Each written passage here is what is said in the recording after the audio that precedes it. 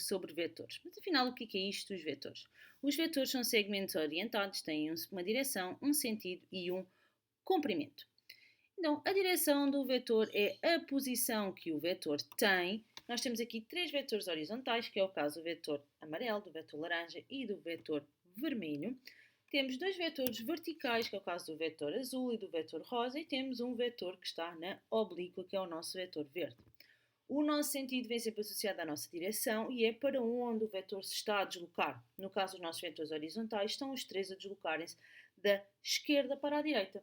O nosso vetor vertical azul é um vetor que está a deslocar de cima para baixo, enquanto que o vetor rosa está-se a deslocar de baixo para cima. Já o nosso vetor oblíquo está-se a deslocar de baixo para cima também. Nós, como lemos da esquerda para a direita, temos sempre que ver o sentido desta deslocação, de onde é que eles vão.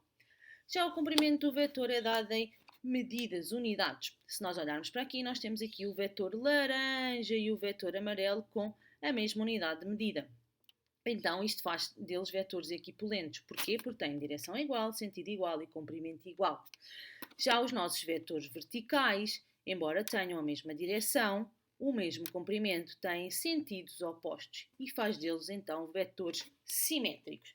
Então já vimos aqui que os vetores têm direção, sentido, comprimento e se tiverem tudo igual são vetores equipolentes, se tiverem sentidos diferentes, então são vetores simétricos. Quando nós trabalhamos com vetores, nós podemos agora brincar um bocadinho com eles através das somas de vetores. Se eu tiver um ponto e somar um vetor, então eu sei que vou ter que ter um pontinho. Já se eu tiver um vetor a somar ao outro vetor, então a minha soma vai-me gerar um vetor. Como é que eu trabalho com isto? Se eu tiver o ponto F e quiser andar na horizontal, então tenho de ver onde é que ele vai parar. Já se eu tiver a somar vetores, eu tenho dois tipos de regras que posso aplicar. Se eu tiver este vetor, vou-lhe chamar o vetor AB, a juntar ao vetor CD. Se eles forem seguidinhos um do outro, então significa que a minha soma de vetores é aplicada através da regra do triângulo. E isto vai-me dar o vetor AD.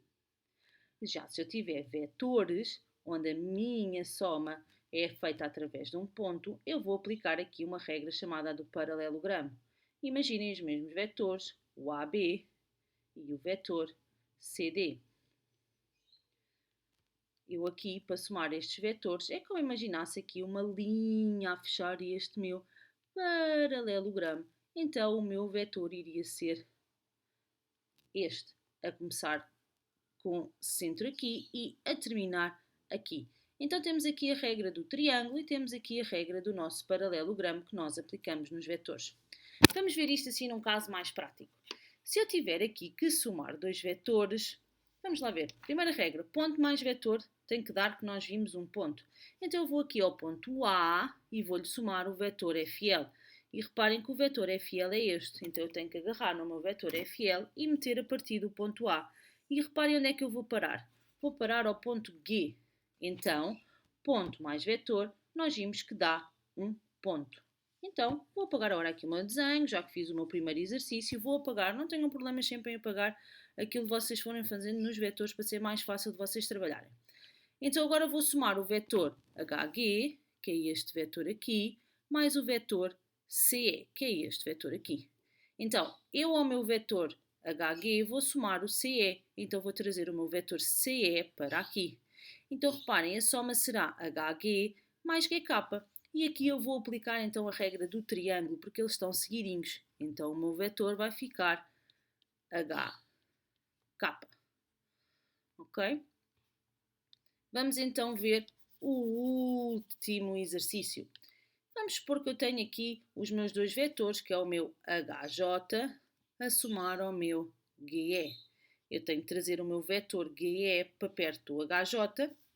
Então, o meu vetor GE são duas casas para a frente, passa a ser GF. Então, tenho HJ a somar a GF e tenho que aplicar a regra do paralelogramo. Se eu vir aqui a regrinha do paralelogramo, então a sair ele vai ter que vir para aqui. Então o meu vetor vai ser HL.